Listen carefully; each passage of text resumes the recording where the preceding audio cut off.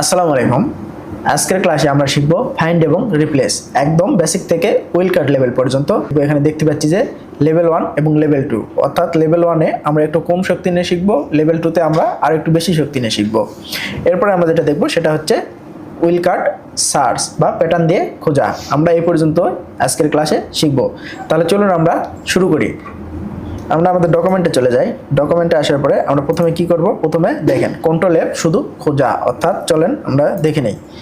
আমি এখন কিবোর্ড থেকে কন্ট্রোল এফ চাপলাম। কন্ট্রোল এফ চাপার পরে কি আসলো, খোঁজা। দেখেন এখানে কি আছে, হেডিং আছে, রেজাল্ট আছে, পেজেস আছে। অর্থাৎ কন্ট্রোল এফ দিলে আপনি শুধু খুঁজতে পারবেন। অর্থাৎ আপনি যদি রেজাল্টে থাকেন কি করবেন, এখানে সার্চ করবেন যে নেম। দেখেন তাহলে আপনি দেখতে পাচ্ছেন যে আপনার এখানে রেজাল্ট কি আসছে, 6টা রেজাল্ট আসছে, হলো 6টা। আপনার